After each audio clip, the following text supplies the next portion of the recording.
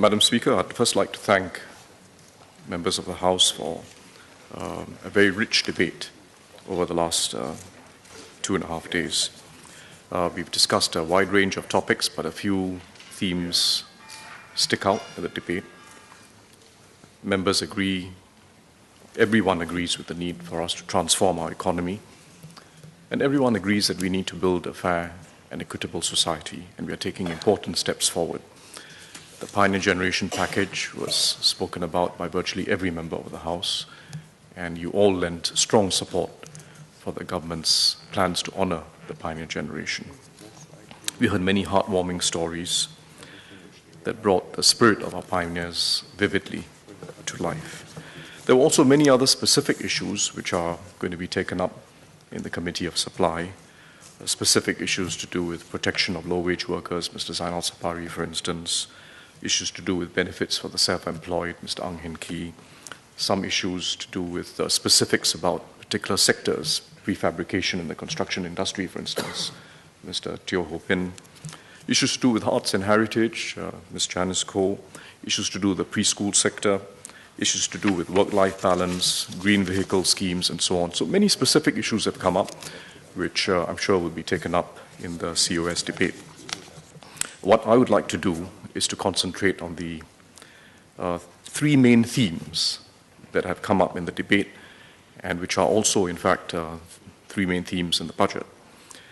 First, how we can move towards a higher productivity, higher income economy and society, one with a productive and vibrant SME sector, and one with good jobs and good futures for all Singaporeans. Second, how we are honoring our pioneer generation, and beyond our pioneer generation, how we are building a system of quality and affordable healthcare for all Singaporeans. And third, importantly, I want to talk about how we will have to balance our budget for the future as our infrastructural and social needs go up over time. So three important themes. One is thought of as economic, although at the heart it's also social. The second has to do with social spending, particularly healthcare. And the third has to do with how we balance our budget over the long term. Before I go into the first main theme, the economic challenge of restructuring, let me first deal with the issue of costs, which many MPs have raised, and rightly so. First, the issue of cost of living. Second, the issue of business costs, particularly for our SME sector. And I'll speak about each of these two aspects of costs in turn, cost of living and business costs. First, cost of living, and some members, I think Mr. Nicholas Fang and Associate Professor Eugene Tan have mentioned the latest EIU report, which ranked Singapore the most expensive city in the world. And I know this is floating around and it's attracting a lot of attention, but I don't particularly want to focus on this report in its own right, but to explain a couple of very basic things about the reports that will come out from time to time, whether it's EIU or Mercer, which are really aimed at measuring expatriate costs of living in different parts of the world. And they're useful tools for HR managers and corporate HQs as they decide where to place their people, and even when they're placing them in a particular place, how to compensate them adequately based on the cost of living. It's a useful tool. But these are basically aimed at comparing cost of living for expatriates in different cities or different countries in the world. And what this means, therefore, is two things make an important difference in these surveys, and two things in these surveys are quite different from the factors that affect the cost of living for locals, for Singaporeans. Quite different. First, currency. An important reason why, in fact, we have become an expensive place for expatriates is the Singapore dollar has strengthened. And indeed, the EIU report points this out. Singapore dollar has strengthened over the years, particularly in recent years, and it means it's a more expensive place for someone who's paid in a foreign currency or for a corporate HQ abroad whose earnings are in foreign currency. As the Singapore dollar strengthens, it becomes more expensive. But the reverse is true for Singaporeans. The stronger Singapore dollar improves purchasing power. The stronger Singapore dollar improves purchasing power both in Singapore because imported goods become cheaper, and for us, food and everyday items are all largely imported. Secondly, it improves purchasing power even when Singaporeans go abroad, and you can see that from the latest travel fair last week. So a stronger Singapore dollar, not sudden sharp appreciation, but steady appreciation, has been good for Singaporeans, but it does mean it becomes a more expensive place for expatriates. Second important difference has to do with what goods and services are being measured as part of the cost of living basket in these surveys. And the ERU consumption basket, I wouldn't knock it. It's they're inevitably subjective, but they're trying to put together a basket of what they think are expatriate costs, perhaps a little on the high end, but expatriate costs. And it's quite different from the goods and services consumed by ordinary Singaporeans, which our CPI basket, for instance, measures. So, for example, the ERU basket includes imported cheese, filet mignon. I'm not sure which restaurant that is, but filet mignon, Burberry-type raincoats. Burberry-type raincoats, not very common in Singapore, I think, but Burberry-type raincoats. And I, of course, know very little about this. I mean, it's, 4 best seats in a theater, 3-course dinners at high-end restaurants for 4 people. These are items in the cost of living basket, right? And I don't think they're relevant to an expatriate cost of living basket, but it's quite different from a cost of living basket for Singaporeans. And indeed, for some of these items, Singapore is expensive. Transport is also part of the cost of living basket for these expatriate indexes, but no public transport. It's just cars and taxis. And our public transport, as you know, is in fact significantly cheaper than most other cities, New York, London, Tokyo. We are about comparable to Hong Kong, but significantly cheaper than most other cities. Even our taxi fares are cheaper. But our cars are expensive because we are small. So for an expatriate, if you want to own a car, it is expensive in Singapore. But if you're talking about an average Singaporean taking public transport, it is in fact much cheaper than many other cities. So I highlight this just to point out the differences. It's not that these surveys are wrong. It's not that they are misguided. They're measuring something quite different from the cost of living for an ordinary local in different cities around the world.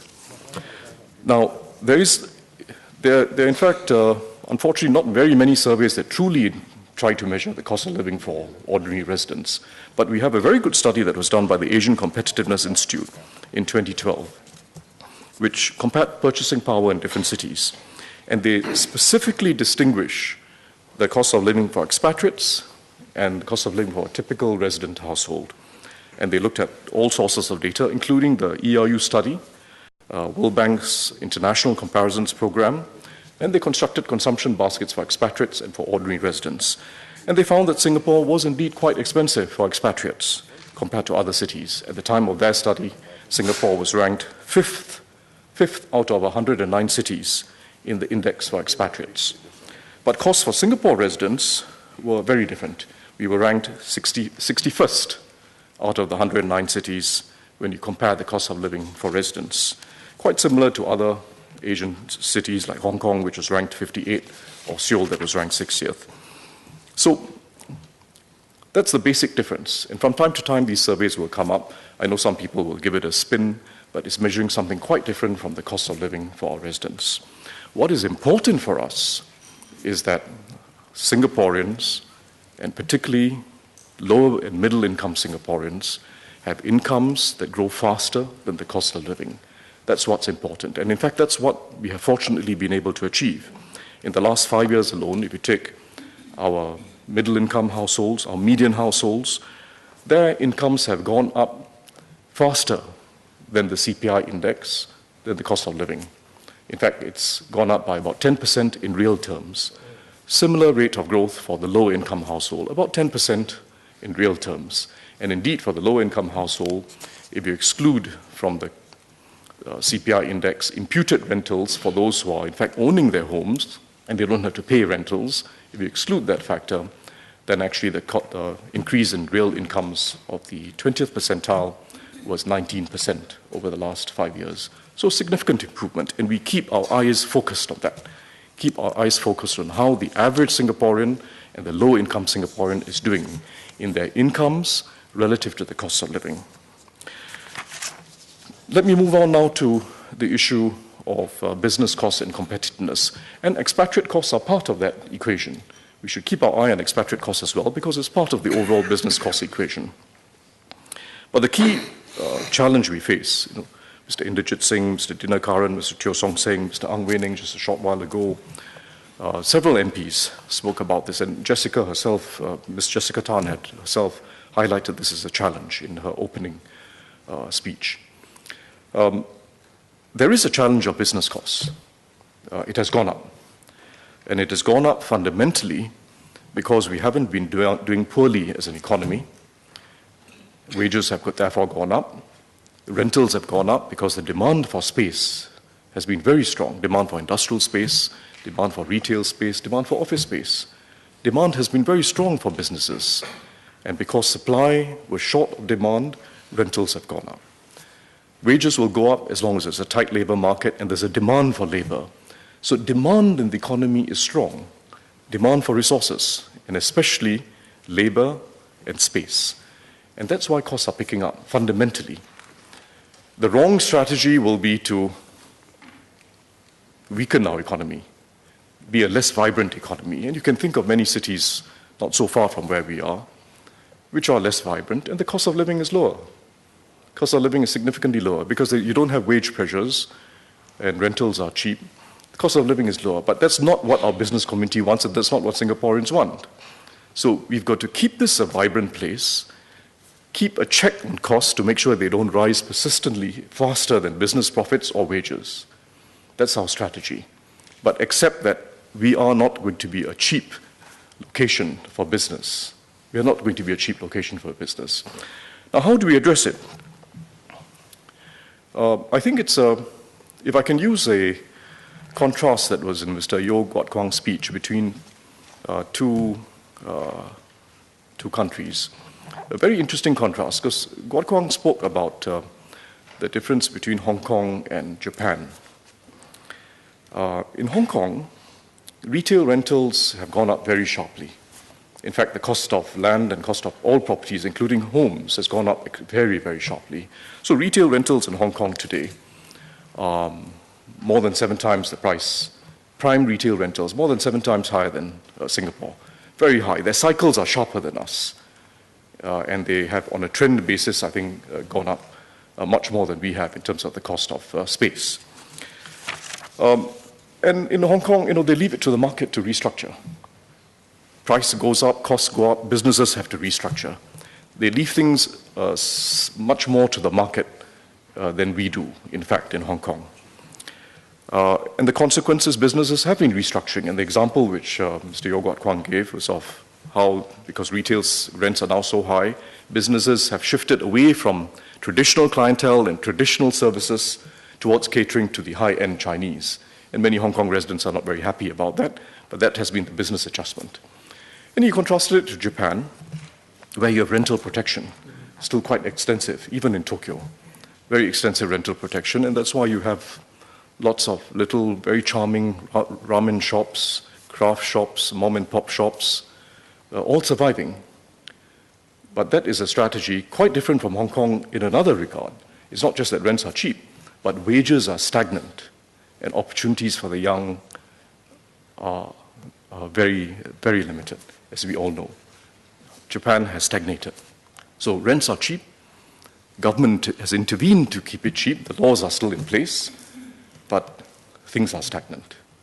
So those are two quite different approaches, and I think we should avoid either extreme.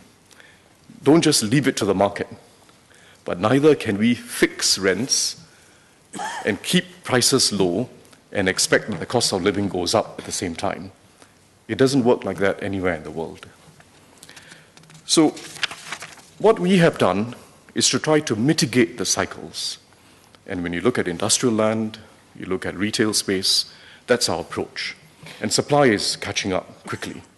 in the next 3 years, as I mentioned in the budget speech, we have in the next 3 years, just for multiple user factory space, the amount of new supply coming on stream in the next 3 years is going to be double the demand that we saw in the last 3 years. But, I mean, demand's not going to suddenly double, right? But supply is going to double. So I expect that that will have a moderating influence on rentals. And indeed, in the last quarter, we've already seen the industrial rentals fall by 1.4% in the fourth quarter of last year.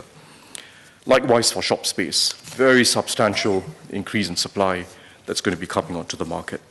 So that's our strategy. We don't have perfect foresight, but when we see the market heating up, we take action to boost supply and find other ways to help businesses to mitigate costs.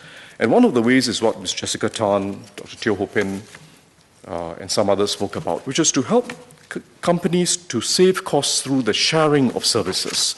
We're doing it through JTC's cluster industrial spaces like the Food Hub, Tuas Biomedical Park, and there'll be more such cluster concepts which enable companies and especially SMEs to share services.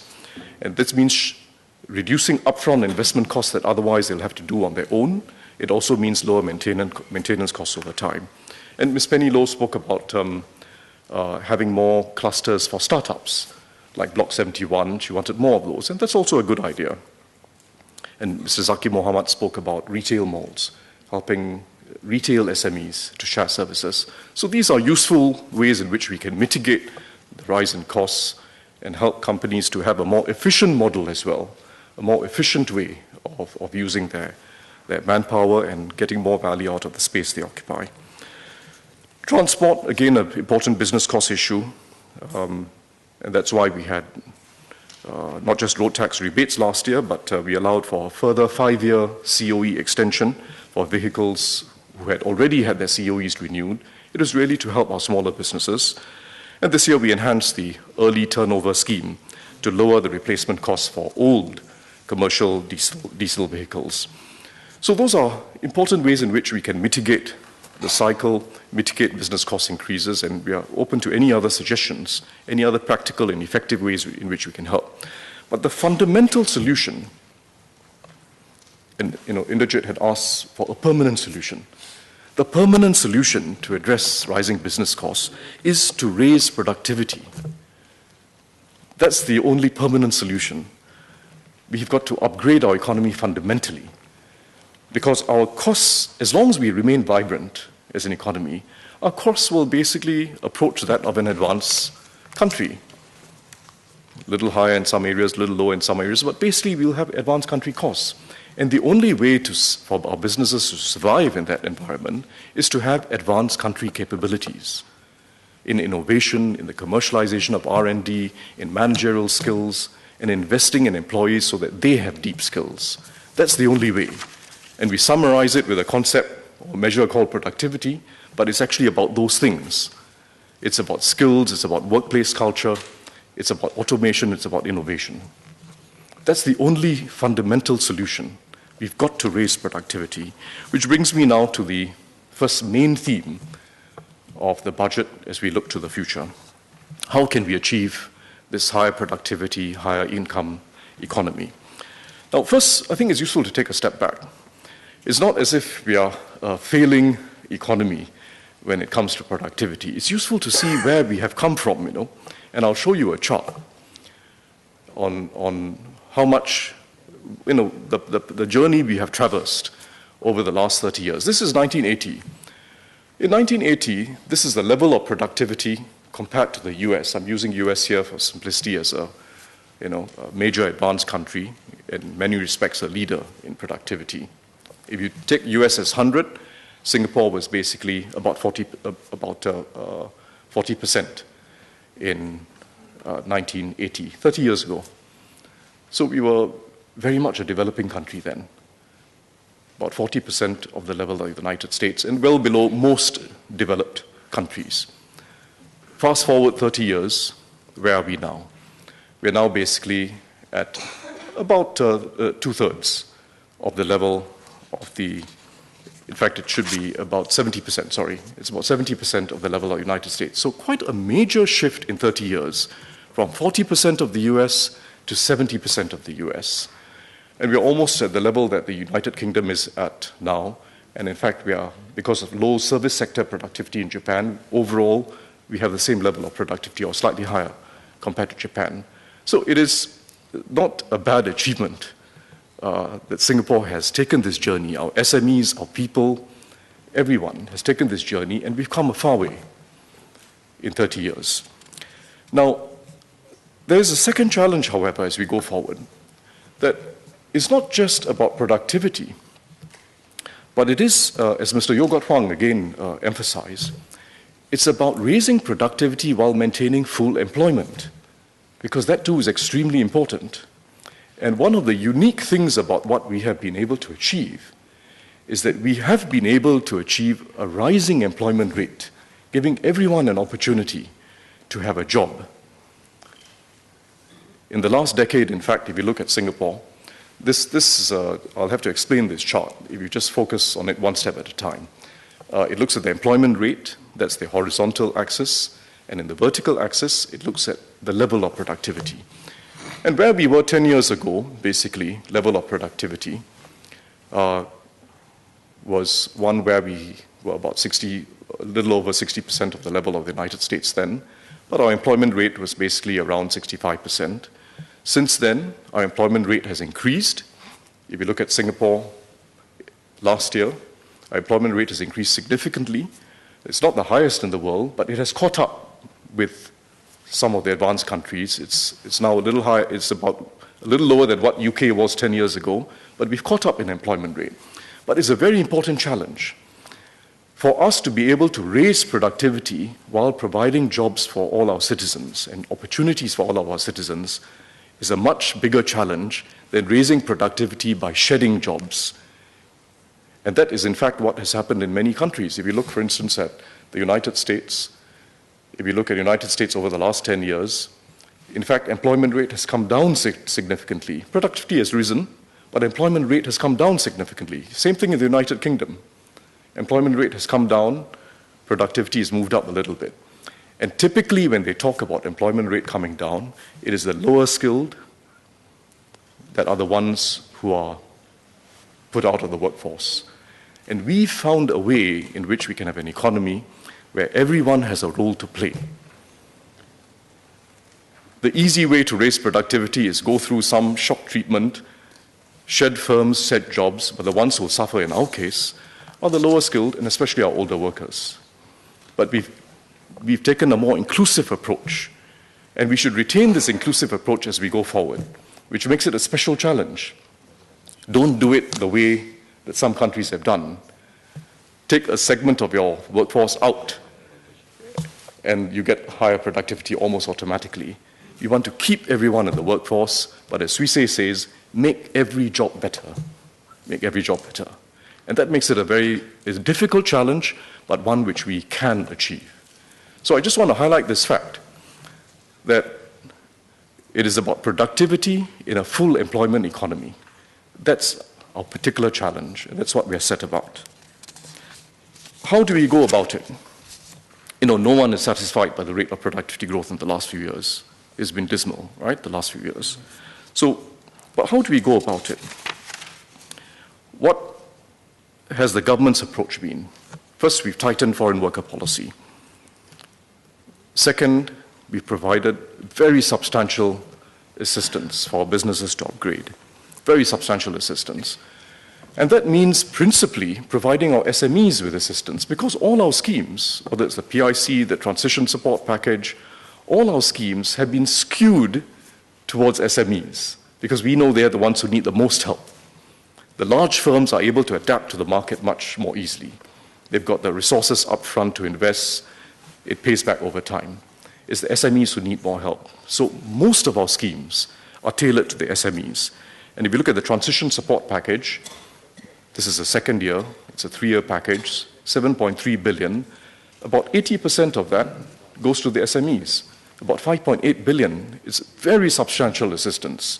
And as I explained in the budget speech, it's not lathered equally across the whole system.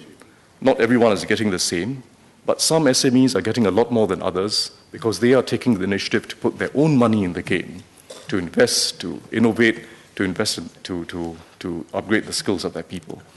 So it's but substantial assistance that we are providing.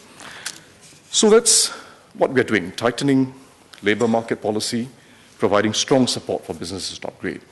But productivity cannot just be summoned up. You can tighten the labor market, you can provide assistance, but you can't summon up productivity. That requires entrepreneurial energy and business leadership. That requires everyone striving to do a better job. That's how productivity goes up. On the government's part, every time we see an innovation, we see someone who's an early adopter doing something new, we will try to spread that innovation, help other firms adopt it in the same sector, try and scale up improvements. That's our approach. So this is a fairly fundamental point. The government can tighten labor supply, give companies an incentive to upgrade, it can provide strong support, but really businesses have to respond, management has to respond, and the government will then find every way to spread innovation and spread improvements throughout that sector and throughout the economy. That's our approach. And we have to let market forces work, which is the third dimension about it. It's about individual firms upgrading, it's about government supporting, but market forces have to work.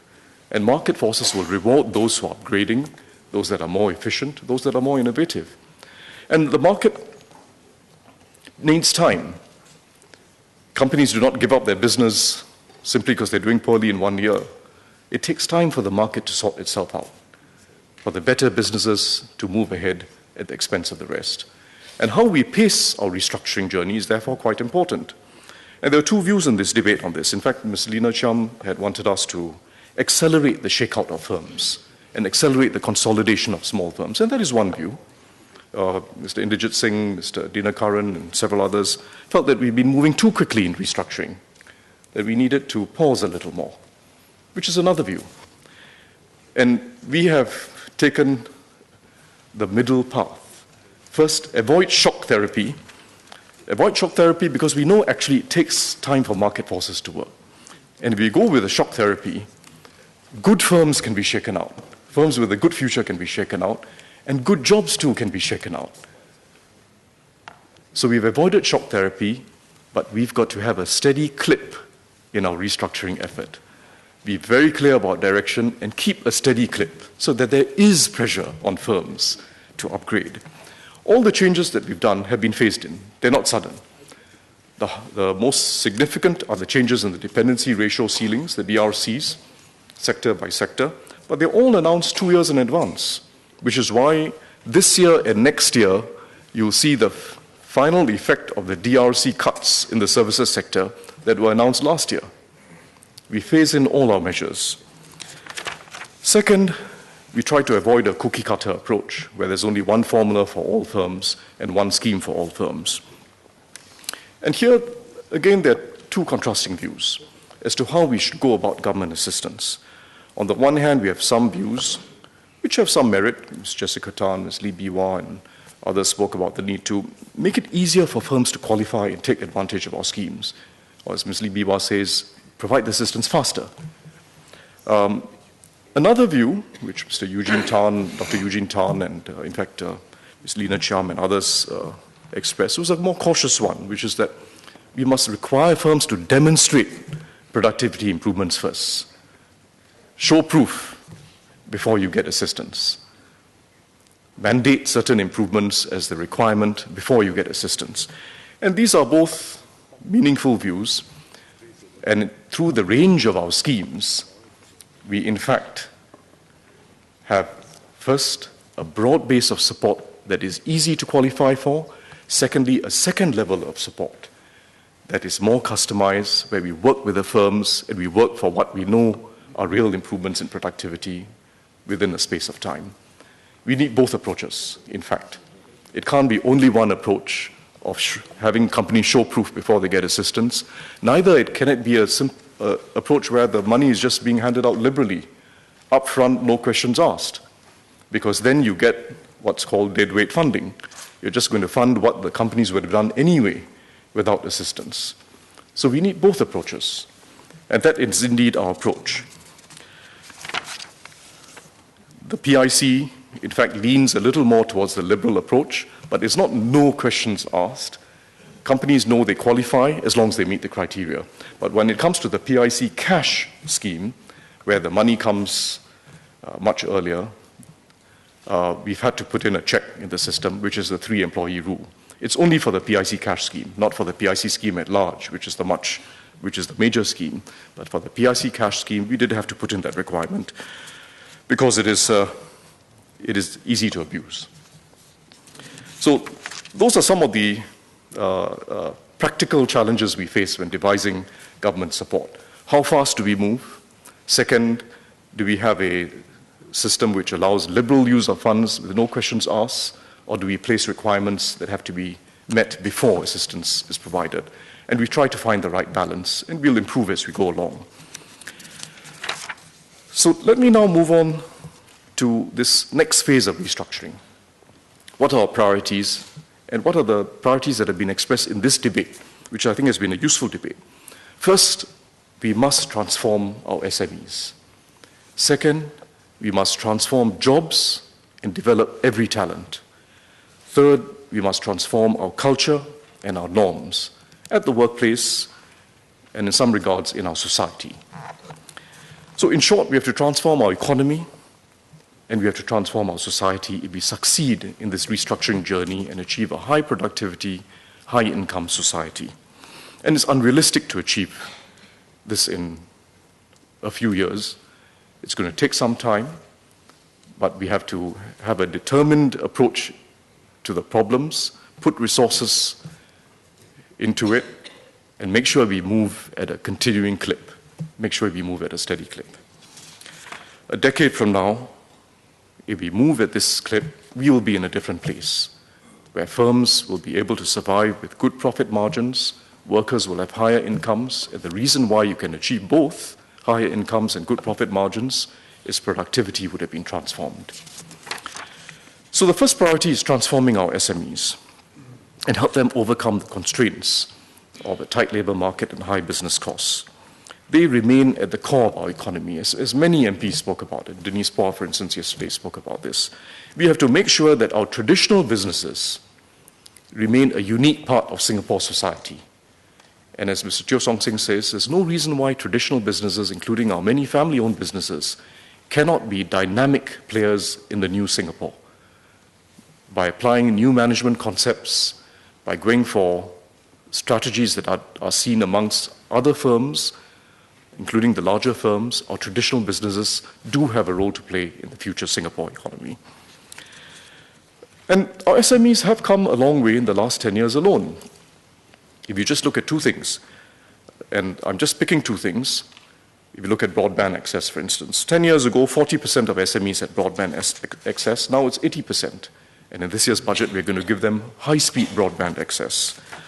Second, they're far more internationalized than they were before. The Chinese Chamber did a survey of SMEs. They found that, in fact, 60% of those surveyed were now venturing abroad. Thirdly, many more Singapore brands are now known abroad. It used to be SIA and Creative and Singtel. Now there are many other brands. It's Highflux, Ezrings in the offshore and marine sector, SC Auto in manufacturing, Charles & Keith in the retail sector, Yu Yan Sang in healthcare, and many other names that you can think of, well known in Asia especially. So they have made progress, the SME sector. But we've got to redouble our efforts in this next decade. And I don't think it is just a matter of government support, because frankly, the level of support we are providing is unmatched internationally. Whatever aspect you think of, it's automation, technology, R&D, design, training of employees, we are providing very substantial support. But we've got to give our SMEs time, keep up the pace of restructuring, and every time we see innovations arising, try to spread those innovations. One important approach is the sector-wide approach, which is an emphasis in this year's budget and which we will take forward. going for sector-wide solutions. And I'll just give you one example, which is in the wholesale sector. We're developing, in fact, we have an e-procurement hub for SME wholesalers. It's enabled about 200 SME wholesalers to transact electronically with their large customers, with the large retailers, thereby improving inventory management. Also, it provides a shared platform for accounting and business intelligence functions. So it saves them costs, saves them manpower. And the interesting thing is that this was a solution developed by an SME itself, which IDA then went in to lend support for, and many other firms have hopped on to this platform. So we want our SMEs to be a vibrant part of the future Singapore economy, and we'll provide as much support as it takes to help them to get there. The second focus is to transform jobs and to develop every talent, as Ms. Jessica Tan had emphasized. And it involves every job. As Mrs. Lim Swee Say says, every job has to be professionalized. He cited the gardener in Japan, the cleaner in Germany, the waiter in the US. Every job has to be professionalized and can be. It's not about preserving jobs the way they were in the past, but it's about making every job better for the worker, and thereby helping every worker to contribute to our upgrading. That's one challenge. We know what the existing jobs are and how we have to make them better. But we also have to prepare for jobs of the future, many of which do not exist today, as several speakers pointed out, including Ms. Irene Ng. Many don't exist today. The experts say that if you take people who are young today, those who are in our primary schools, by the time they enter the workforce, computers will be 100 times cheaper and 100 times smarter on current trends. It'll mean a very different workplace, whether it's services or manufacturing. Every area of economic activity will be different because the digitalization of the economy is proceeding apace. In every major economy and every economy that is globalized, is proceeding apace. And it transforms not just businesses, but it transforms jobs. Several MPs spoke, including Ms. Tan Su Shan, spoke about the challenge this poses to middle-end jobs, middle-income, middle-skill jobs. You're already seeing it in the United States. They call it job polarization, where the middle end is disappearing and the top end is growing, and the very bottom end, the middle end is shifting to the bottom end. Lots of bottom end jobs being created. You're seeing it in the United Kingdom. We face that challenge here in future. So far, we've been able to have near full employment, but this will be a challenge as technology proceeds apace. And we have to prepare for that new world. It will not be a jobless world. It will not be a jobless world. And particularly for Singapore, a small country with the world as its market, it will not be a jobless world. If we stay competitive, if we get our fundamentals right, we can create jobs. There'll be many jobs that involve working with technology and using technology to gain competitive advantage. Jobs in engineering, in system and product design, in systems management, people who can troubleshoot problems, solve complex problems, jobs in programming, in data analysis, in ICT, and jobs in the creative industry, which Janice Koh had spoken about. There will also be many jobs that involve personalized service in the hospitality industry, in healthcare, and in social services, including education. The social sector is going to be a major area of job creation in the future. But no one knows for sure what jobs are going to be around 20 or 30 years from now. We know what the broad sectors are. We know that there will be jobs, but you can't say for sure exactly what jobs they'll be. And that is why, as several MPs have highlighted, we have to also focus on developing obsolescence-proof skills, as Ms. Irene Ng put it. The skills that apply regardless of what jobs come. And we know roughly what they are, but we'll have to keep sensing the skills that are in need in the market. This being inquisitive, thinking in original ways, the habit of continuous learning, and very importantly, the ability to interact with others and to respect everyone, the soft skills. And this is something which MOE is focusing on in the early years, all the way through the school system. But secondly, very importantly, we have to redefine education. And we are redefining education so that it's not simply a matter of what we do in schools and tertiary institutions, and then you have a separate phase altogether, which is what we do in the workplace. It's not about two distinct phases of education and learning in a person's life, where most education is over by the time you finish school or ITE, poly, or university, and you get your cert, and then you have a little bit of training after that as you go through working life. It has to be a continuum that involves regular refreshing of knowledge and skills throughout our lives. That has to be the new concept of education. If we want to develop every talent and keep adapting to this new world, including the new jobs that will come along, it has to be a continuum. We have a world-class school system, we know that. And our challenge is now to complement that world-class school system by having one of the best systems of lifelong learning as part of that continuum. And we're willing to put significant resources into this. We're studying the whole CET framework. We are developing a whole new CET master plan, which we'll announce later in the year. But it will require resources, and these will be resources well spent. But I want to emphasize 2 points. First, that quite apart from the government putting in resources, the business community plays a very important role. And it'll play a role in a somewhat different way from what has been the case before. It's not just about investing in your own employees, and if you're worried about whether they'll still be with you 3 or 4 years from now, you don't invest as much. Every business has to invest in its employees. As the economists put it, you have to invest in the commons. Every business has to invest in its employees, and if everyone does so, we raise the human capital of Singapore society. Everyone moves up, and everyone benefits, because in a small society like Singapore, what goes around comes around. You invest in your employees. Some may not be with you 5 or 10 years from now, but everyone has been raised to a different level and is constantly moving up. That is really what we have to see. Everyone has to be invested in, every Singaporean has to be invested in with constant skills upgrading, and everyone will benefit, including our businesses. And we will help, the government will help. We will also help Singaporeans themselves to take charge of their learning and their development. And this is a very important strategy going forward as well. Strengthen career guidance, strengthen knowledge of careers from early on. There are some suggestions in the debate about starting in secondary school. In fact, MOE is starting this. Internships and work attachments, even when the boys and girls are in secondary school, and especially at the tertiary stage, which is the work of the Aspire Committee, developing meaningful work engagements when students are in tertiary education, and in particular our ITEs and polys.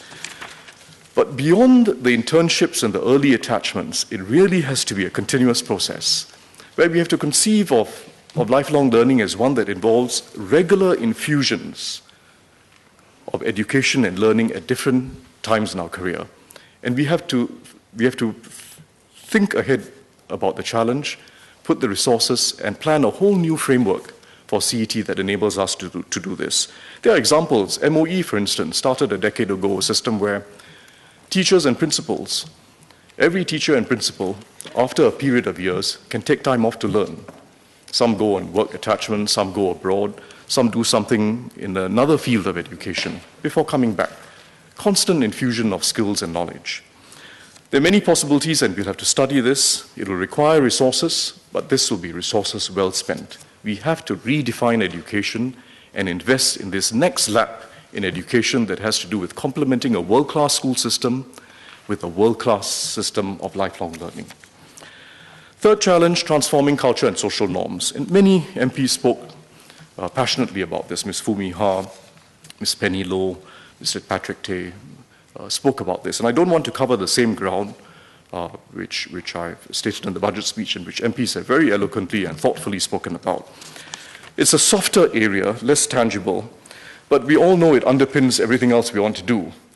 If we want to achieve the first 2 objectives of transforming our SME sector and transforming jobs, we also have to transform the workplace culture and our social culture. We know that. The NPCC, the National Productivity and Continuing Education Council, will give this great attention in the next few years. It's something that's going to take time, but we're going to place special emphasis on this, not just the hard skills and technologies involved in upgrading, but helping companies upgrade management practices. and helping them to reshape the workplace culture with their employees. This requires much more emphasis, and we'll be working together with companies and working with everyone to get ground-up ideas as to how best we can do this and support this. So it's a very important priority as we go forward. I don't want to mention this, go through the specifics again. It's been very well discussed, but I just want to highlight a point which Dr. Lam Pin Min and Mr. David Ong and Mr. Ang Wei Neng a short while ago emphasized, which is that one dimension of this that we have to think very hard about is the way in which we include older workers in the workplace and in our economy. And it has to be more than, the reason why companies have to do this is not just because of a tight labor market and they have no choice but to employ older workers. And it's not just because we're trying to help older workers build up retirement savings and therefore we want them to work for longer. Those are the economic reasons, or economic and financial reasons. It's also because, as Mr. David Ong says, it's ultimately about self-worth, dignity, and productive aging. It's a social objective.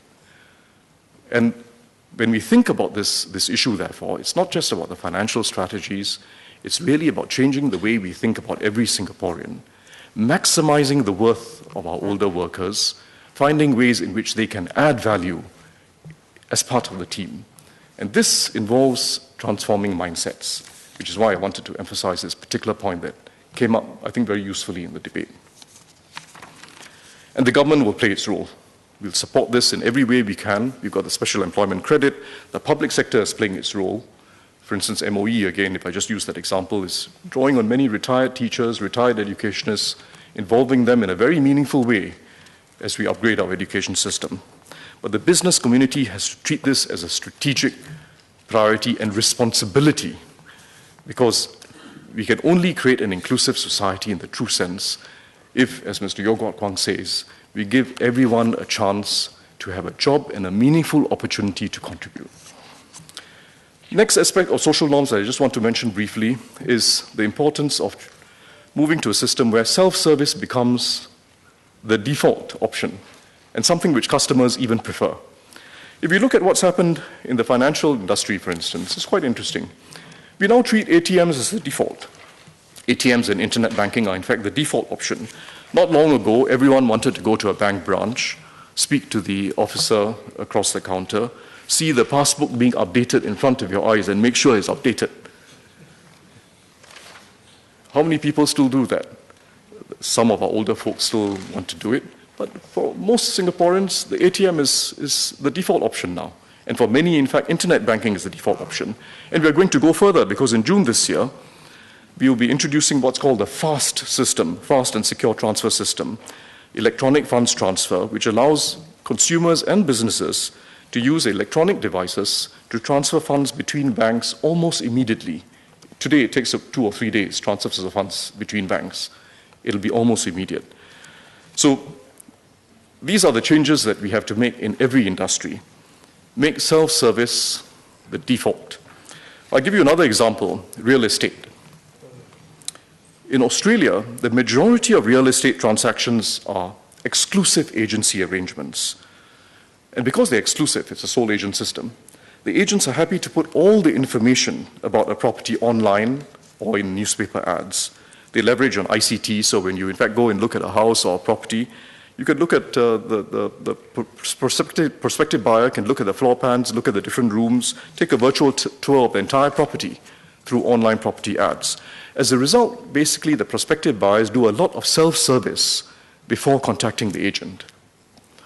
And this is another example I'm giving, but it applies in many other industries. In every industry, we can think of how self-service can in fact provide good service, but it also saves on manpower and takes us to a new and higher level. So these three priorities go together. Transforming our enterprises, especially our SMEs, transforming our jobs and developing every talent, and transforming our culture. And we will not succeed unless we do all three. Unless we do all three. Let me move on now to the issue of social spending and especially finding the right balance in our social spending. I'll start with the Pioneer Generation Package, which, as I mentioned earlier, there's been very strong support for uniformly in the House. Strong support for the fact that it is focused on healthcare needs, strong support for the fact that it is being given to all pioneers regardless of income, and strong support for the fact that we are setting aside fully now the funding required for the package, for the entire life of the package, and that it is fortunate that we have the means to do so because of our prudent fiscal policies. I think those were three features of the Pioneer Generation package which were very important defining features and which have received strong support in the House. There were some important questions that were raised about the implementation of the package, and the first issue has to do with when the package will be implemented. How quickly are we going to implement this package?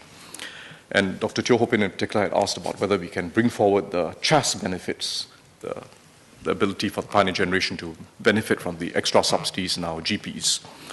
We've, in fact, studied this very carefully, and we've decided to bring forward the Pioneer Generation CHAS benefits from January 15 next year to September this year, so that it would come into place at the same time as the enhanced subsidies in our specialist outpatient clinics, so that across the outpatient sector, polyclinics, specialist outpatient clinics, and the GPs, from September this year, the Pioneer Generation will be able to get their enhanced subsidies. And before September, every member of the Pioneer Generation will get a Pioneer Generation card, which can be used at the GPs, it can be used at the dental clinics, at the SOCs, and the polyclinics. The card will be mailed to them by September. Before September, however, we will make the Medisave top-ups, the first round of Medisave top-ups for the Pioneer Generation. We will do this in early July. And this means that although MediShield Life is going to be implemented at the end of next year, end of 2015, we have 2 years of Medisave top-ups that the Pioneer Generation is going to enjoy that can help them to pay for their current MediShield premiums, help them to pay for a significant part of their current MediShield premiums, 2 years' worth of assistance to pay for the MediShield premiums using the Medisave top-ups. Ms. Sylvia Lim had asked whether the MediShield Life premium subsidies for Pioneer Generation will cover not just MediShield Life, but the Medisave-approved private plans. The answer is yes. The Medisave-approved plans are integrated shield plans, and they include MediShield as a basic component. And in future, the plans will include MediShield Life as a basic component. So those on integrated shield plans will receive the same dollar amount of subsidies as those on MediShield Life. Next, the whole issue of outreach, which many MPs spoke about. This is a massive exercise. It's 450,000 Singaporeans. It's a task that involves IT systems. It is a task that involves many agencies and many points of contact. And we want to do this as well as we can. The first thing that we have to assure our pioneers, members of the Pioneer Generation, is that the benefits will be provided automatically. The pioneers do not need to worry. Even if they are unsure of the exact benefits, it's going to be provided automatically. Their cards, the Pioneer Generation cards, will enable them to easily identify themselves at the clinics to get additional subsidies. And even if they forget to bring their card, it's there in the computer system. They will get their Medisave accounts automatically topped up. And they do not need to have been CPF members working during, having worked earlier and had CPF accounts. They don't need to be CPF members. As long as they've signed up for our government schemes in the past, which almost all have, GST vouchers, growth dividends, the CPF would have opened a Medisave account for them. And in fact, over 430,000 of our Pioneer Generation already have Medisave accounts because of these schemes. So I think the bottom line is, as Ms. Irene Ng put it, don't worry. Whenever the Pioneer Generation express some anxiety as to whether they're going to get benefits, tell them, don't worry, you'll get it automatically. There's nothing to worry about. There's a very small group, less than 3%, who do not have Medisave accounts because we've been unable to contact them over the years, despite considerable effort by grassroots leaders, many people making the effort to contact them. Some have passed away overseas without their next of kin informing us. The NRIC addresses for some are also not valid. And we'll continue to work hard to reach out, to find them and reach out to them. It's a small group, but we'll have to keep working at this. The outreach effort will have to involve many different approaches, many different media, many different languages. MPs have all emphasized this, and this point is well taken. It's not just about printed brochures arriving in your letterbox. It involves personal contacts, it involves radio, it involves TV, and it involves languages that are most familiar to the pioneer generation. We will work, it will not be just a top-down outreach effort. We'll work with everyone on the ground, our grassroots leaders, all the staff in our healthcare settings, our GPs, our polyclinics, our outpatient clinics, work with staff at all the healthcare settings where people come for treatment. And we work with our VWOs as well, because they too have a lot of contact in the community care sector, especially with the pioneer generation.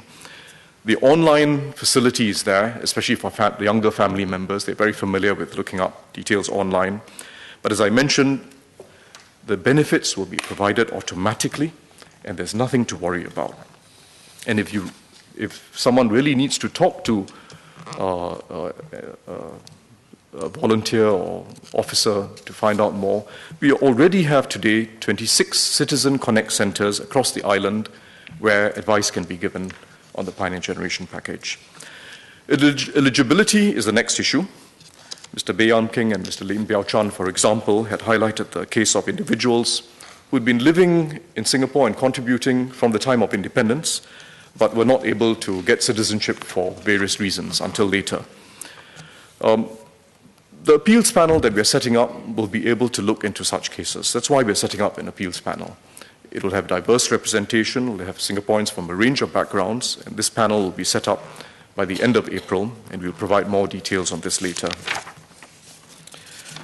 If I can move now to the issue of broader recognition of the pioneer generation, which many MPs spoke about. Beyond the pioneer generation package that the government is providing, what are the other ways in which the community and businesses can recognize our pioneers and our seniors, besides our pioneers, the seniors amongst our Singaporeans? This will be a collective effort, and as we approach Singapore's 50th birthday, special attention has to be paid by everyone to the role of our seniors. The Ministerial Committee of Aging has called for a special SG50 Seniors program to appreciate the role of our seniors in contributing to our nation. And the committee will engage businesses and organizations as part of our SG50 effort to offer special privileges to our seniors, whether it's discounts to places of recreation and leisure or other benefits, and also find ways to engage our seniors actively, help them to lead active and engaged lives. So this is an important initiative, and as part of SG50, we'll want to involve our businesses and community in recognizing and honoring the role of our seniors. Can I move on now, Madam Speaker, to a broader challenge, which is that of healthcare financing. This is, in fact, a key fiscal challenge for the future in Singapore, as it is for, in fact, many maturing societies. It is a key fiscal challenge that we face. And I want to spend a bit of time talking about the nature of this challenge and how we should address the challenge. Good quality, affordable healthcare has to be our priority. And we are making a few shifts in that direction in the last few years and in this year's budget. First, we're increasing the role of risk pooling through MediShield Life, provide all Singaporeans, including those with pre-existing illnesses, with protection against large hospitalization bills. So greater risk pooling. Second, we are increasing the government share of healthcare spending across healthcare settings, in hospitals as well as outside hospitals. The increased subsidies in this year's budget for specialist outpatient clinics, the increased subsidies in recent years' budgets for intermediate and long-term care services is an important shift. It's an increase in the government share of spending. We've introduced CHAS for primary care at our GPs. Medifund has also been strengthened, and we will keep it strong as part of the system. So that's the second part. The government is taking on an increasing role in the financing of healthcare. But the third part is important, which is that we've got to preserve the role of individual savings through MediSave as a key pillar individual responsibility for healthcare and in using individual savings as a key pillar of our healthcare system. And we are going to provide additional flexibility in the use of MediSave. Minister Gan Kim Yong will talk about it more at the COS. That will help in reducing out-of-pocket payments in polyclinics and other outpatient settings. This will be implemented in the first half of next year. But the sum of these changes that we made in the last few years are quite significant because we are providing much greater support in healthcare, not just for the low-income group, but for the middle-income group, and particularly in the outpatient, primary care, and step-down care sector. It's quite an important shift, and I'll just give you an example. If you take, and this is not a pioneer generation example, this is basically for, I give you the example of a couple in their early 60s, middle income. I'm not talking about the low income group, which in fact receives very significant assistance. Middle income couple, early 60s. The median household income per capita is about $1,700. So I've chosen the median household, about $1,700 per capita household income. And this is a typical case where the husband receives once a week day rehab care, or two to three times a week day rehab care. And the wife also visits the polyclinic and SOC, polyclinic twice a year, SOC 3 times a year. It's sort of fairly, not an uncommon example. Over the past decade, the policy shifts that we've made to increase subsidies for the middle income group, particularly outside hospitals, have meant that this couple would receive a quadrupling of the benefits that were in place a decade ago, 4 times more than was the case a decade ago.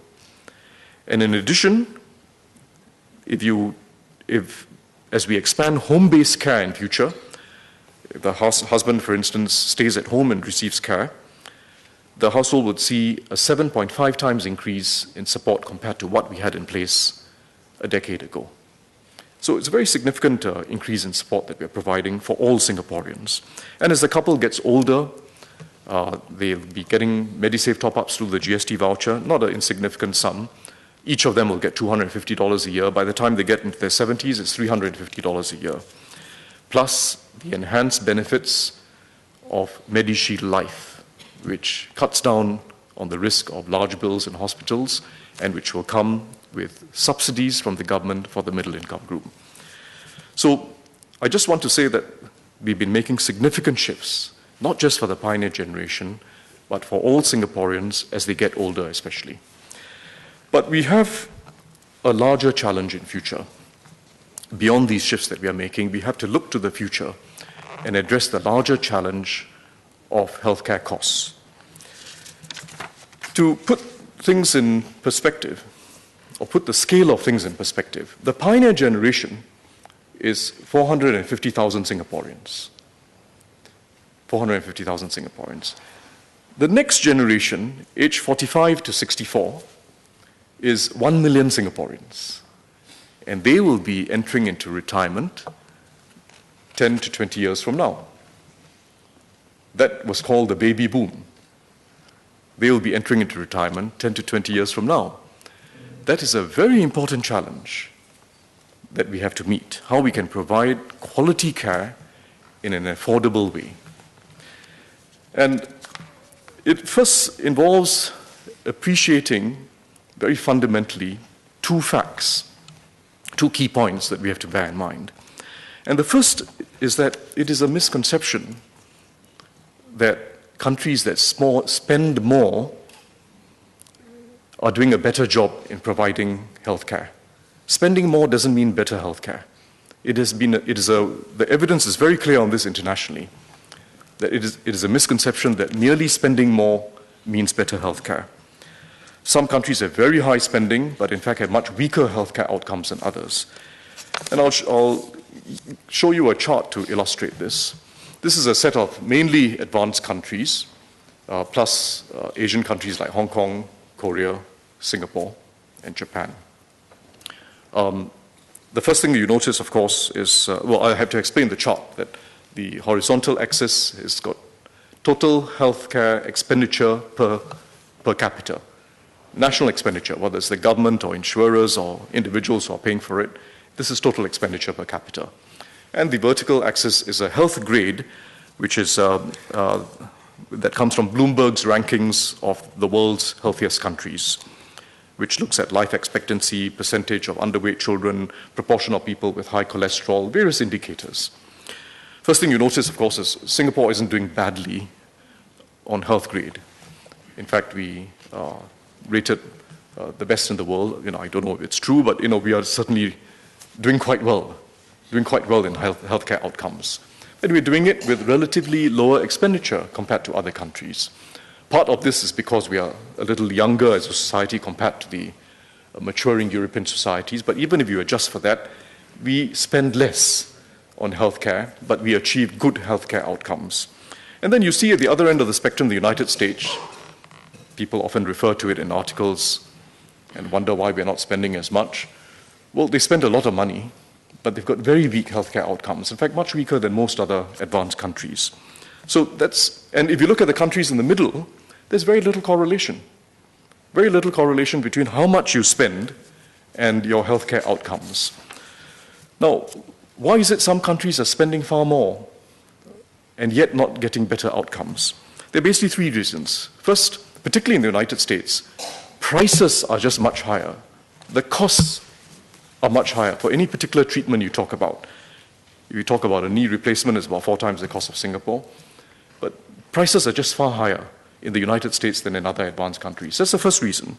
Second reason is very important because it applies to many countries, which is that incentives have led to over-prescription and over-utilization of healthcare services in many countries. So you end up just spending a lot more without commensurate improvements in healthcare outcomes. And this is, in fact, a very serious issue. It's an issue in countries where you have fee-for-service models, where as long as doctors are prescribing new services, new treatments, their fees go up, their incomes go up. In the United States, in particular, the incomes can go up very significantly for prescribing additional services. So there's a second reason that there is such a thing as overprescription and overutilization, which doesn't lead to better healthcare outcomes. That's the second reason.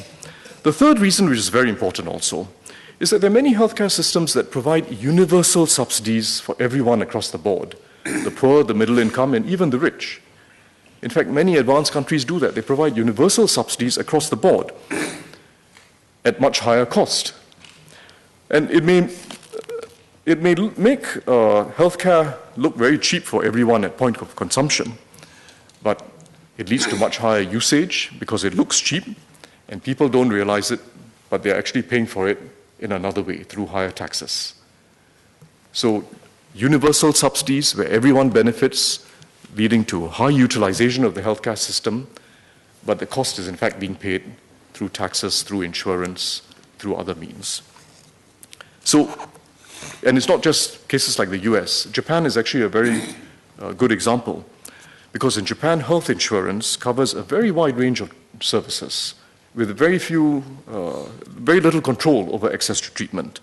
The Japanese see physicians 3 times more often than in other developed countries, and they stay in hospitals 2 or 3 times longer than in other developed countries because the system incentivizes it.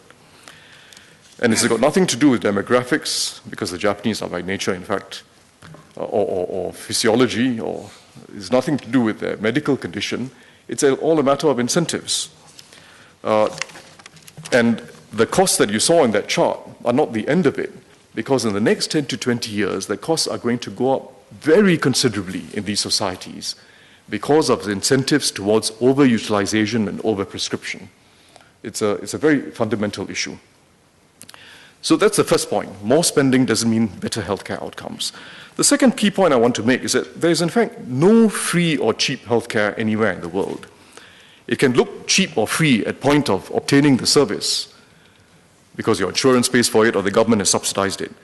But the public is ultimately paying for it, either through taxes or hefty insurance premiums. It's not as if someone else is paying for it. The public is ultimately paying for it. Take Germany, where co-payments at point of treatment are very low, extremely low when you go to a hospital or even in the outpatient setting. The only reason why it's very low is because of very substantial contributions to payroll tax to set up what they call, a sickness fund. Both the employer and the employee contribute 15%, 15.5% in fact, of payroll tax that goes into a sickness fund. The 15.5% is entirely for sickness fund. So the worker and the employer, and when you think of an employer paying, it is actually out of wages. What would have gone into wages goes into the payroll fund, pays 15.5% for the sickness fund. And then when you finally go to the hospital or clinic, you think it's very cheap, but actually you've paid for it. It's actually prepaid health care with very few limits on how you use it. So this is a fundamental point that we have to understand. In fact, there's no cheap or free health care, although it sometimes looks like that. It is being paid for. So we will have to spend more on healthcare in future as our society goes up, as medical treatments that improve the quality of life become available. We will have to spend more, but we have to do it in a cost-effective way and prevent the total healthcare bill from spiraling upwards, because everyone will have to pay for that. We have to prevent the total healthcare bill from spiraling upwards. And to do this, we have two key strategies. First, to rebalance the structure of our healthcare system, and second, to ensure that we have the right incentives for everyone, doctor, patient, insurer. First strategy of rebalancing the structure of the system has been spoken about. Dr. Lam Pin Min has been talking about this for some time, in fact, and spoke about it again in the debate, and several others spoke about this. The need for us to place much greater emphasis on primary care and on community care. Primary care through our GPs especially, community care through our rehab centers, home-based care, nursing homes, and so on. This is very important in our next phase. In the near to medium term, we still have to expand our acute hospital capacity, and we're going to invest significantly in acute hospitals. But in the longer term, it's really the expansion of capacity in primary care and community care that will ensure that we prevent the total bill from spiraling out of control. We've got to invest in primary care and community care and rebalance our system away from an over-concentration on the acute hospitals. That's why we have CHAS. That's why we have stepped out, in fact, our subsidies for intermediate and long-term care to encourage people to get treatment and get care nearer the home or at home. This is a very important shift for the future, and Minister Gan Kim Yong will talk more about this at the Committee of Supply. So that's about the structure, but incentives are very important as well. Incentives for the healthcare professionals, incentives for Singaporeans ourselves. We have to first make sure that we avoid this problem of overprescription that we've seen in so many countries.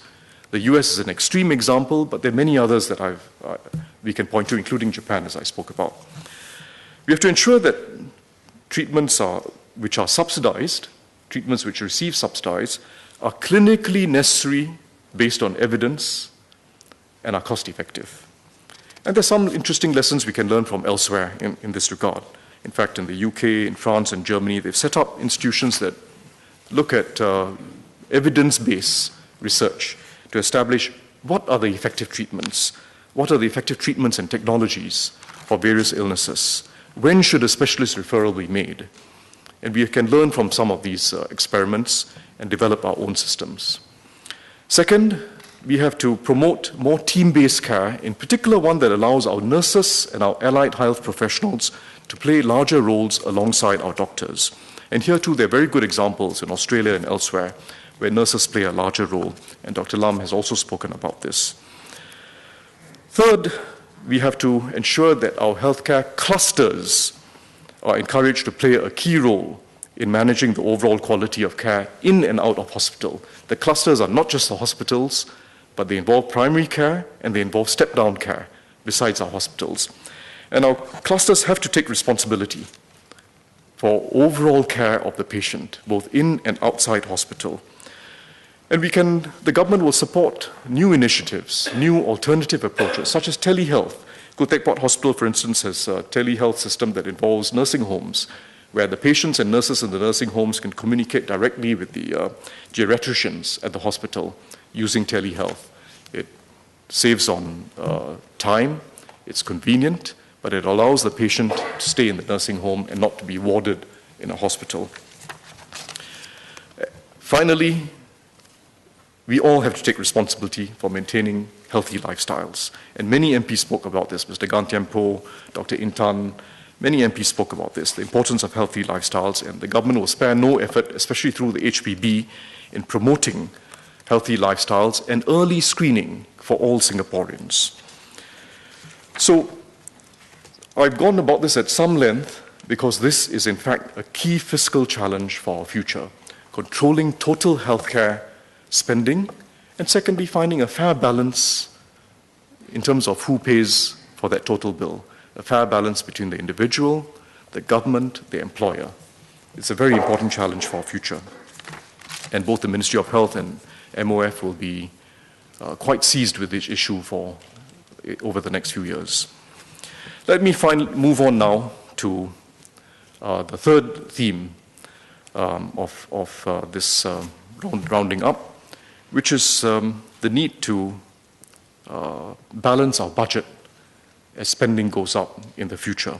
How we have to plan for our higher infrastructural and social spending. First, expenditures will go up. We expect our expenditures to increase by another 2 percentage points of GDP by 2020. 2 percentage points of GDP. And beyond 2020, it may increase by at least another 1%. It will increase by at least another 1% of GDP. So that's 3% of GDP in total by 2030. It will be driven by two key components. First, infrastructural spending, and secondly, social spending, especially in healthcare. Infrastructure, I won't go through all the details, but basically, we have a lot more investment to do in our infrastructure. We're investing heavily in our rail lines, and in the next 10 years alone, we are going to expand our rail network by about 100 km, which is more than any other 10-year period in our history. And then by 2030, we are really doubling our entire rail capacity by 2030 to 360 km. Massive investment. Changi Airport, expansion of Changi Airport, another very important infrastructural investment. Terminal 5, in order that they can cater to many more passengers. And it's not just it's not just an infrastructural facility. This is a key industry in its own right. Staying relevant and competitive in the aviation space is an important economic strategy for us. And it's an important strategy to help the rest of our economy, because Changi Airport also supports our wider economy. So another very important investment and a very expensive one. Third, housing. Quite apart from the fact that we are building a lot more HDB flats, 100,000 new flats over the next few years. By 2020, 2/3 of our HDB flats, or more than 630,000 units, will be 30 years or older. So estate renewal, rejuvenation will be a very important priority as we go forward, and particularly in the next decade. We'll have to steadily upgrade and renew our HDB estates. So that too will be a source of increased spending. Social spending will increase, and I've explained the challenge in healthcare expenditure. Quite apart from what I was talking about with regard to, subsidies and the need for increased spending at point of treatment, there's an immediate infrastructural challenge. We are increasing public hospital capacity by 50%. Ng Teng Fong Hospital, Sengkang General Hospital, Woodlands General Hospital. We are increasing intermediate and long-term care facilities by 80% by 2020. Nursing homes, community hospitals, 80% increase in capacity by 2020. And we are increasing our subsidies, as I've spoken about. So in Budget 2012, 2 years ago, we had projected yearly total healthcare spending to double from 4 billion to 8 billion by 2016. 8 billion by 2016. We are in fact likely to reach the 8 billion figure, which is close to 2% of GDP, a year earlier in 2015. We're going to get there earlier. 8 billion of healthcare spending in 2015. And beyond that, healthcare spending will continue to grow. we expect it to reach about 12 billion by 2020. So from 4 billion in 2011, before we announced the change in 2012, to 12 billion by 2020. 3 times increase. 3 times increase. And beyond 2020, as our baby boomer generation enters into retirement, gets older, the bill will grow. So we have to spend more as our society gets older. But we're not spending less in other areas. In fact, if you just look at it demographically, you think, well, as your society gets older, you spend more on healthcare, and you spend less at the early stage of life because the cohorts are smaller. In fact, despite smaller cohorts, we're not spending less in education because we're spending a lot more per student. Smaller cohorts, but a lot more spending per student at every level, preschool, through our schools, and importantly in the tertiary sector, because we're expanding opportunities in the tertiary sector, including university enrollment going up to 40% of cohort. So spending a lot more in healthcare and for older Singaporeans, but other spending is not coming down. And in particular for our young, we've got to keep investing in them. More investment per student, per Singaporean. So how do we manage this? How do we manage this increase in spending and stick to prudent fiscal policies?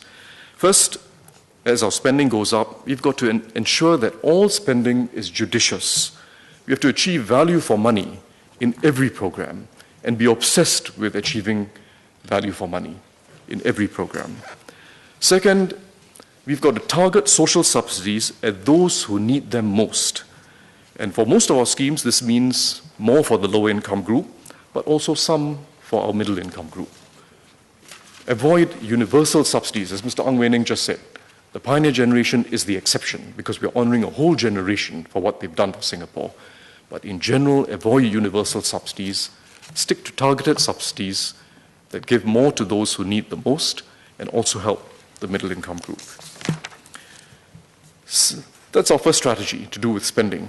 Second, we need to raise revenues over time to ensure that we can meet our future needs without the risk of persistent deficits. We're starting from a position of strength. We have a healthy fiscal position today. And this is because we made timely changes over the years to strengthen our revenue base and to develop a resilient revenue base. We increased the GST in 2007 while providing a significant package of offsets to help the lower and middle income group. And those offsets are now permanent. The GST voucher for the low income group is now permanent. We also put in place the net investment returns framework in 2008, which has been a major addition to our revenues and created greater resilience in our revenues as well. It provides 2% of GDP each year in our budget, about $8 billion, 2% of GDP. And to illustrate how significant it is, just think of many other countries which have exactly the reverse. Instead of bringing onto their budget 2% of GDP each year in net investment returns, they have to do the opposite. They have to find tax revenues to service debts, with 2% of GDP being the low end of the scale. Because in fact, if you look at most other countries, if you look at UK, Japan, many other countries, you're really talking about 3 to 4% of GDP each year that has to be found in revenues to service the debt. Exactly the reverse situation. So this is a real strength that we have in Singapore, and it comes about because we've maintained prudent fiscal policies over the years. We've built up our reserves, and we're now able to use the investment returns on our reserves to fund current expenditures. So our strong fiscal position has allowed us in the current term to set aside resources to meet future priority needs. And this is a prudent way of managing the budget. While you have the strength, set it aside because you know their needs in the future. We've set aside money for the Community Silver Trust, set aside money for R&D, and most significantly, we're setting aside monies for our pioneer generation. But what do we expect going forward? Because beyond this term, it's going to be different. Our revenues are not expected to increase as a percentage of GDP. In fact, revenue growth may moderate. The asset market is likely to moderate. We're not going to get the same amount of asset market-based taxes as we've done in the last few years. Our foreign worker levy collections will also taper off as the foreign workforce growth slows down. So revenues are not going to increase as a percentage of GDP, but spending will go up as a percentage of GDP. So we will not have the current fiscal advantage that we have in the future. And at some point, our revenues will fall short of expenditures. This is a challenge which many other economies face, and Hong Kong, which is a very similar society to us in terms of its demographics and its challenges, faces the same challenge.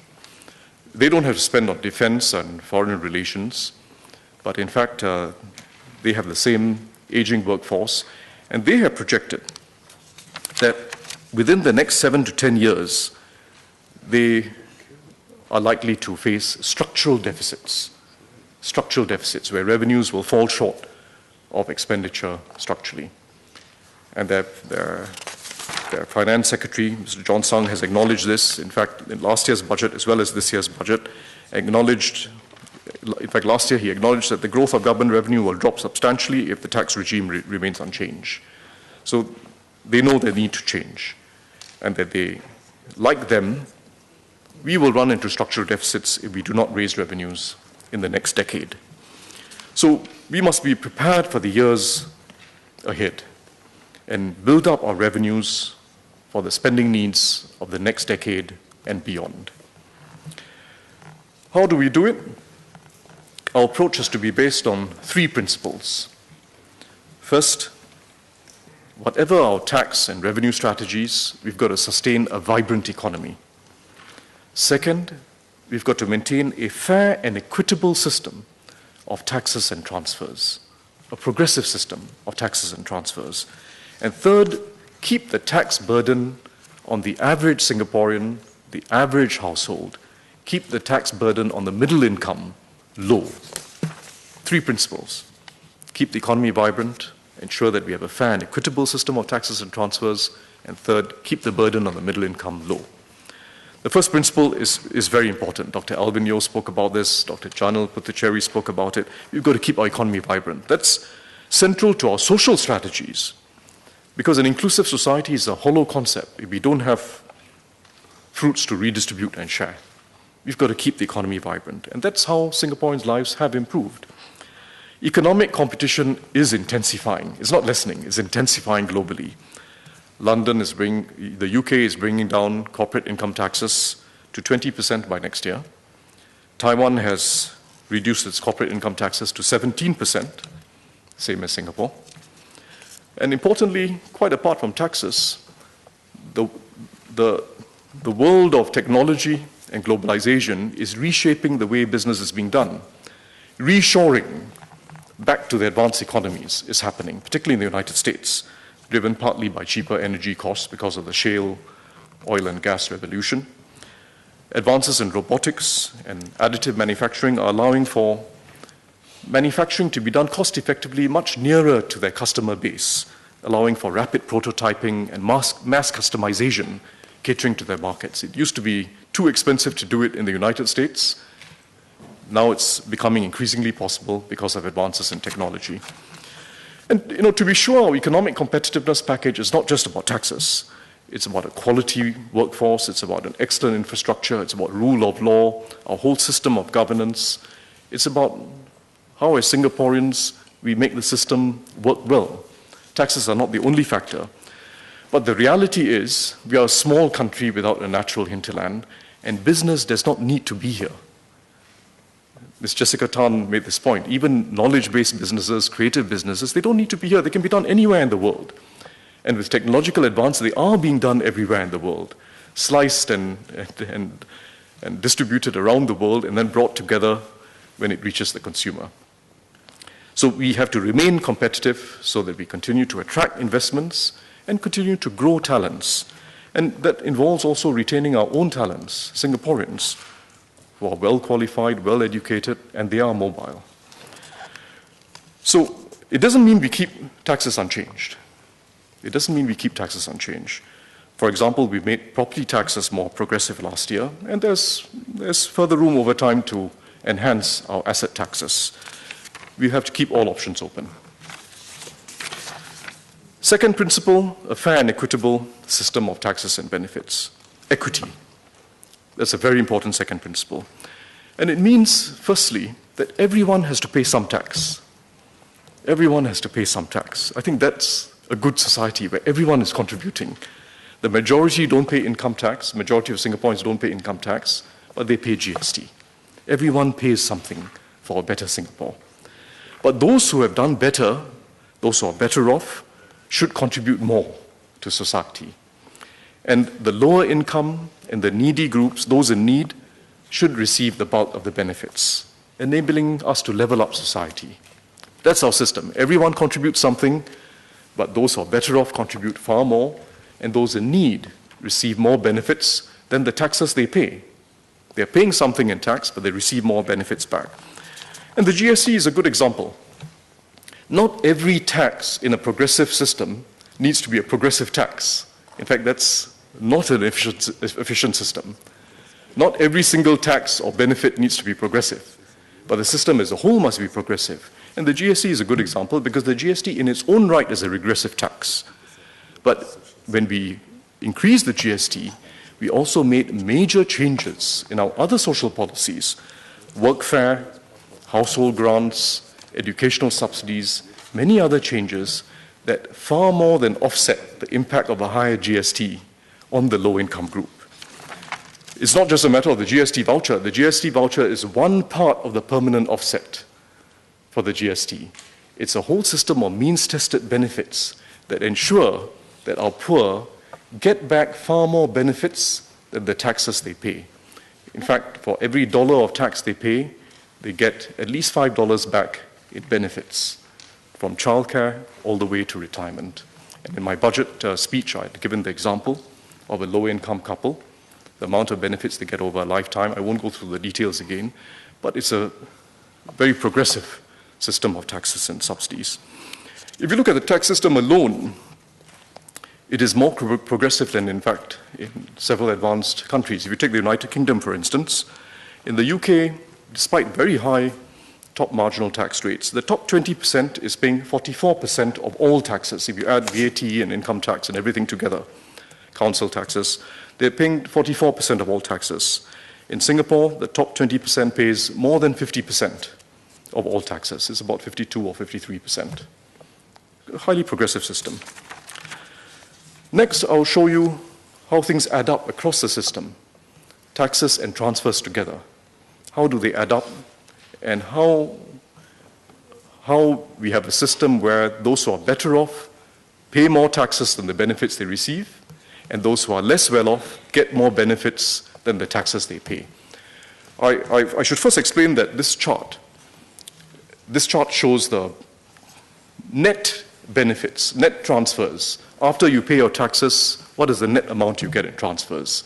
And as you can see, the bottom 50% in the income ladder receive significantly more transfers than the taxes they pay, and those at the higher end are paying more taxes compared to the transfers they receive. This is expressed as a percentage of household income.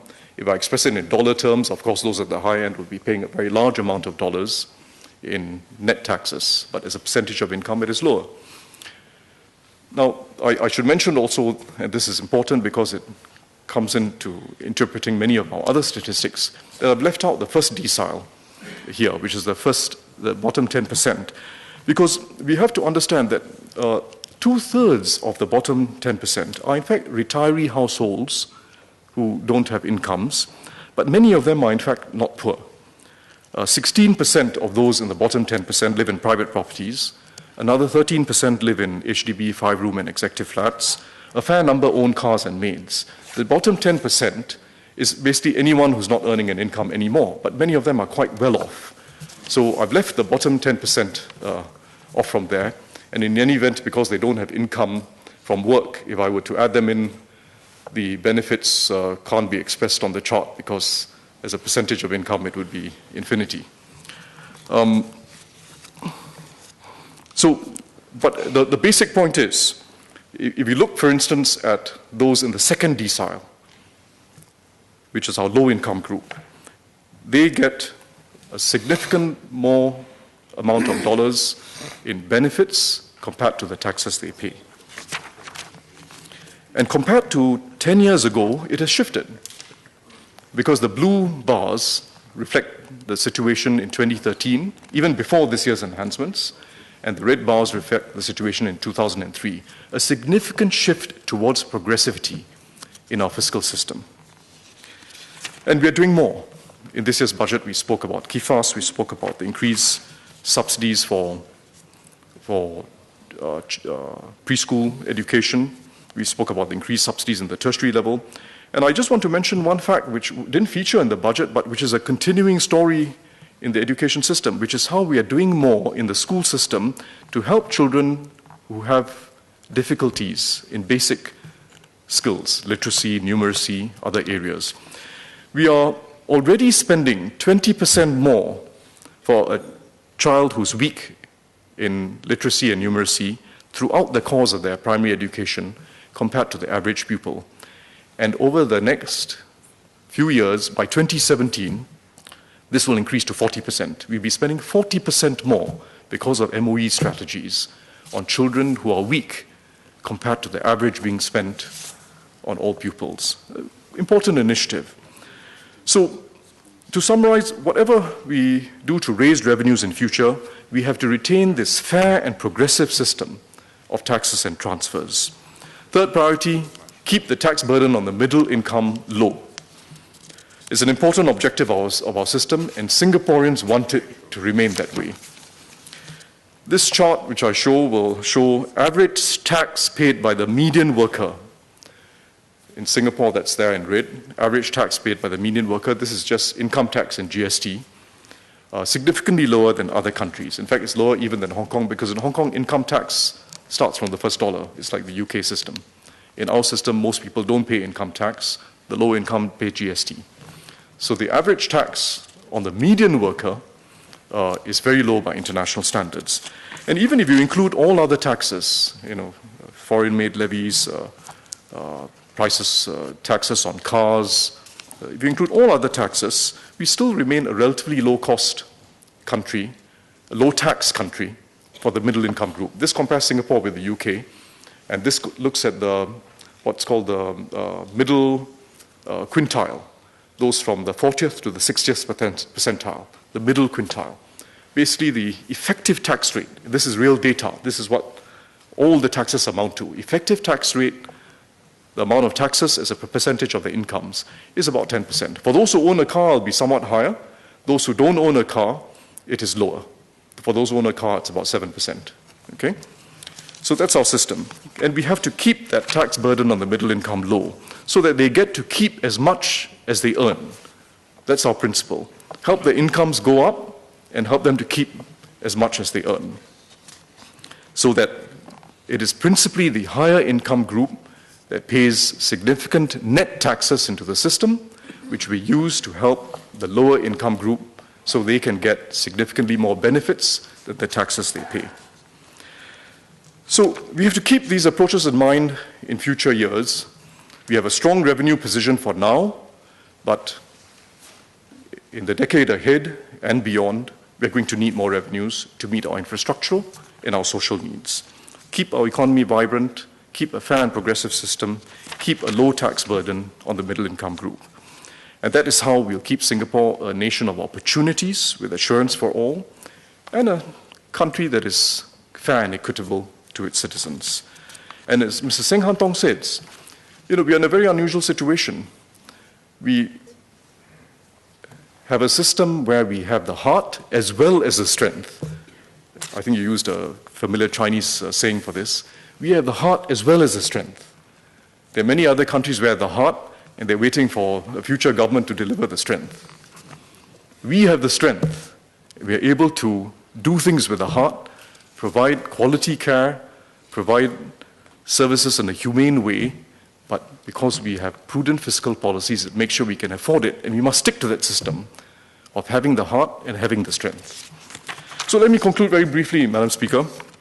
We've had a very good debate, as I mentioned, very strong support for the restructuring of our economy and raising our productivity, including transforming our SMEs, transforming our jobs, and transforming our social culture. Strong support for the steps we are taking to build a fair and equitable society. And strong support for prudent fiscal policy, which has allowed us to set aside a package to honor our pioneer generation, set aside the funds today for the full life of that package. But it's worth emphasizing a point which Ms. Penny Low made, which has to remain our key focus for the future. And she made a very good point, I think, which is, what matters most to the pioneer generation? Actually, what has always mattered most to them is that the next generation does better than them. And we all know it. We know it from every mealtime, we know it from every conversation we have in the community. That's what they're like. They want their children, they want the next generation to do better than them. They are like that. And because they are like that, Singapore is like that. We are like that. We want our children to do better. So every budget must be focused on our future, investing in our young, opening up opportunities, and helping them to create a better Singapore. Madam Speaker, thank you.